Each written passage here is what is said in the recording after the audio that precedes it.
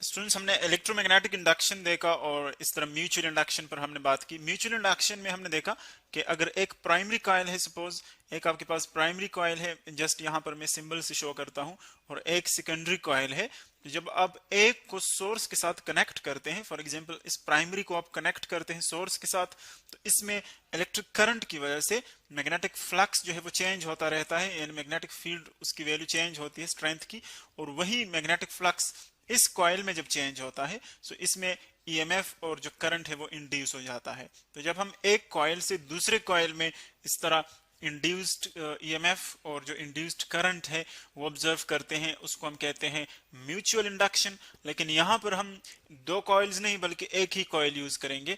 और किस तरह यूज करेंगे, यानी एक ही कॉइल होगा, कोई इसमें प्राइमरी सेकेंडरी नहीं होगा, और इसी एक ही कॉइल में चेंजिंग मैग्नेटिक फ्लक्स से हम देखेंगे कि एक अपोजिट करंट इंड्यूस होगा, जिसको हम कहते हैं सेल्फ इंडक्शन। यानी जो जिस कॉइल में करंट फ्लो कर रहा है उसी में करंट और ईएमएफ को इंड्यूस करता है, तो इसीलिए इसको हम कहते हैं सेल्फ इंडक्शन। आप पहले यहां पर कंसीडर कर ले, ये हमारे पास एक सोर्स कंसीडर कर ले जिससे हम इलेक्ट्रिकल एनर्जी उसको प्रोवाइड करते हैं, एक्चुअली इलेक्ट्रिकल करंट या फिर ईएमएफ आप कंसिडर कर ले। ये एक्चुअली हम अल्टरनेटिंग वोल्टेजेस और अल्टरनेटिंग करंट की बात कर रहे हैं। ये जो साइन जो सिंबल है यहाँ पर, चूंकि ये चेंज होता जाता है, आप देख रहे हैं, तो इसीलिए ये अल्टरनेटिंग करंट वोल्टेज हमारे पास, ये हम कनेक्ट करते हैं, देखें, किसी कॉइल के साथ। यानी यहाँ पर हमारे पास एक ही कॉइल है, हम टू कॉइल्स यूज नहीं करेंगे, एक ही कॉइल है। देखिए सर्किट हम कंप्लीट करते हैं, दिस इज वन कॉइल।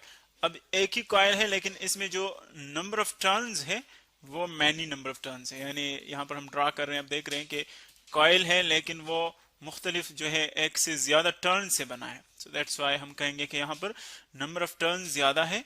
ये आ गया, इस तरह के बिल्कुल स्प्रिंग होता है, आपने देखा होगा, स्प्रिंग को आप यूं कनेक्ट कर सकते हैं, या सोलेनाइड जो हमने पढ़ा था उसको आप यूं कनेक्ट कर सकते हैं। सो ये आ गया हमारे पास वो सिचुएशन जिसमें हम सेल्फ इंडक्शन पढ़ेंगे। यहां से आप कंसिडर कर लें कि इलेक्ट्रिक करंट जो है हम यहां से प्रोवाइड कर रहे हैं, इलेक्ट्रिक करंट यहां से प्रोवाइड कर रहे हैं, ये उसकी डायरेक्शन है। अब अगर आप देखें इलेक्ट्रिक करंट जब यहां से अल्टरनेटिंग इलेक्ट्रिक करंट यहां से फ्लो करेगा यूं, अब उसकी जो डायरेक्शन है हमारे पास, हम यूं पढ़ते हैं, लेट्स सपोज यहां पर उसकी ये डायरेक्शन है इलेक्ट्रिक करंट की, यानी यूं इसमें फ्लो कर रहा है।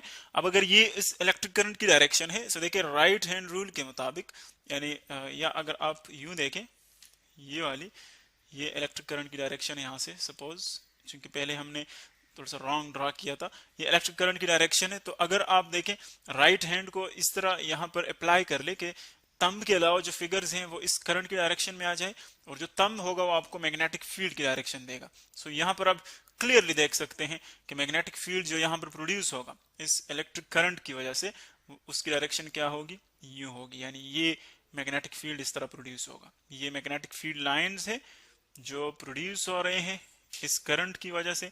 मैं इसको स्ट्रेट ड्रा कर रहा हूं, लेकिन सारे स्ट्रेट नहीं होते, जो मेडल पर होते हैं वो अप्रोक्सीमेटली पैरेलल होते हैं, और जो एजेस के पास होते हैं ये वाले, ये कर्व्ड होते हैं इस तरह। ये मैनी लाइन से आप देख रहे हैं। अब देखें एक ही कॉइल में हमने देखा कि इस कॉइल में जब करंट फ्लो कर रहा है, सॉरी इस टर्न में, सो यहां पर इस टर्न में जब करंट फ्लो करेगा, सो इसके सामने बिल्कुल देखिए सेकंड टर्न है, ये वाला, ये फर्स्ट टर्न है, इसको फर्स्ट कंसिडर कर लें, और ये है सेकंड टर्न। तो जब फर्स्ट टर्न में मैग्नेटिक फील्ड प्रोड्यूस होगा तो उसके लाइंस जो है आप देख रहे हैं कि सेकंड टर्न से पास हो रहे हैं। तो बिल्कुल उसी तरह सिचुएशन है म्यूचुअल इंडक्शन की तरह, कि जब इस कॉइल के मैग्नेटिक लाइंस इससे पास होंगे, इस सेकंड कॉइल से, सो अगर ये चूंकि अल्टरनेटिंग करंट है तो इसकी जो मैग्नीट्यूड है वो चेंज होती रहती है, वेरी करती है, यानी कभी कम कभी ज्यादा।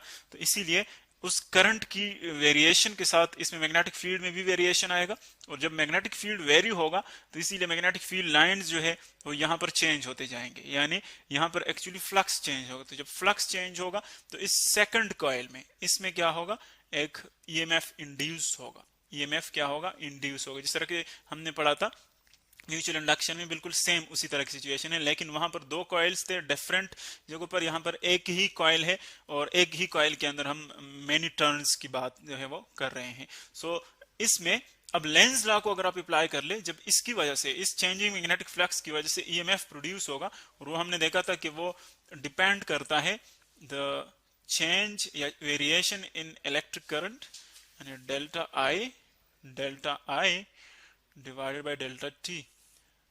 जो इलेक्ट्रिक करंट में चेंज आता है विद रिस्पेक्ट टू टाइम उस पर डिपेंड करता है। जितना ज्यादा चेंज आएगा उतना ज्यादा फ्लक्स में चेंज होगा, जितना ज्यादा फ्लक्स में चेंज होगा उतना ज्यादा ईएमएफ इंड्यूस होगा।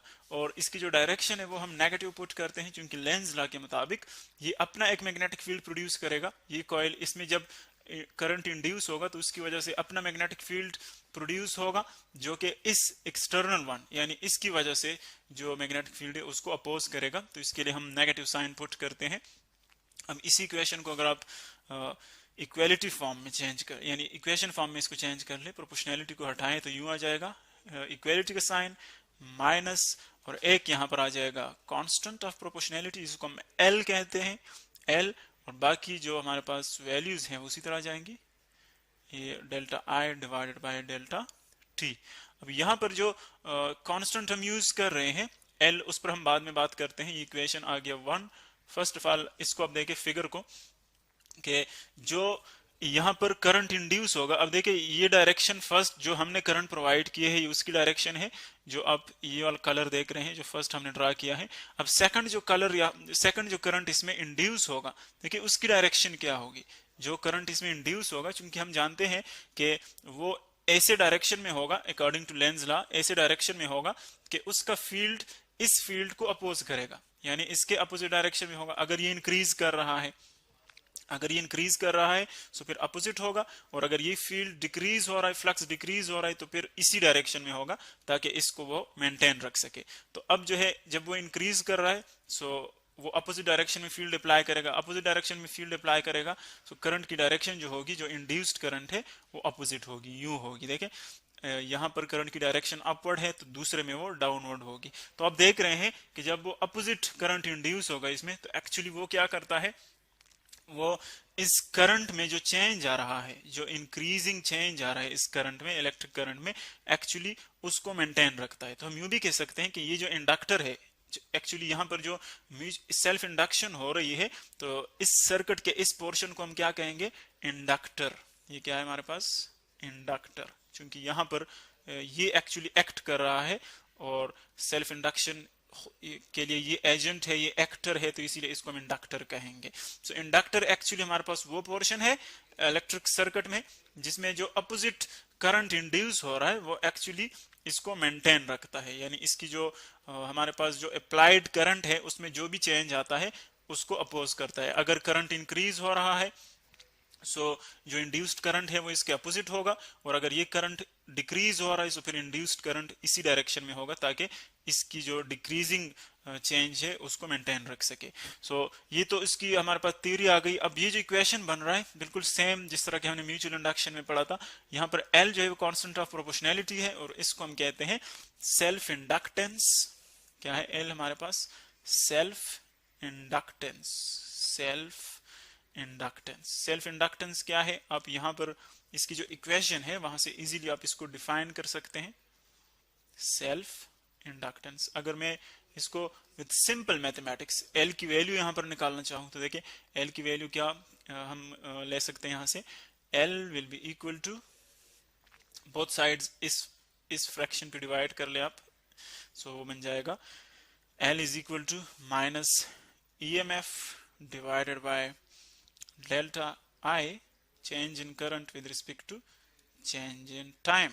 ये आ जाएगा एल की वैल्यू हमारे पास ये आ जाएगी। तो अब देखिए इसकी यूनिट्स अगर आप देखें, ईएमएफ की जो यूनिट हमारे पास वो है वोल्ट, और जो इलेक्ट्रिक करंट की हमारे पास यूनिट है वो है एम्पियर्स, और टाइम की है सेकंड। अगर जो चेंज करंट में आ रहा है, अगर 1 सेकंड में 1 एम्पियर चेंज आ रहा है और वो 1 वोल्ट आपको ईएमएफ प्रोवाइड कर रहा है, इंड्यूस कर रहा है, तो इसकी जो सेल्फ इंडक्टेंस होगी वो क्या होगी, वो 1 हेनरी होगी। यानी इसकी जो यूनिट है वो हमारे पास हेनरी है, जिसको हम कैपिटल एच से डिनोट करते हैं। अगर हम पूरा लेके यूं हेनरी, और इसकी जो सिंबल है वो होगा 1 कैपिटल एच, हेनरी। तो ये हमारे पास है थ्योरी सेल्फ इंडक्शन की, बिल्कुल सिमिलर है टू द म्यूचुअल इंडक्शन, लेकिन इसकी जो देखिए आपने जो करिस्पॉन्डेंस है बिल्कुल इसी तरह, फैक्टर्स बिल्कुल उसी तरह है, सेम चीजों पर डिपेंड करता है, एरिया पर, इसकी सेपरेशन पर, और मैग्नेटिक मटेरियल जो आप इसके अंदर यूज कर रहे हैं, लेकिन डिफरेंस सिर्फ ये है कि यहाँ पर एक ही कॉइल है, वहां पर दो कॉइल्स थे।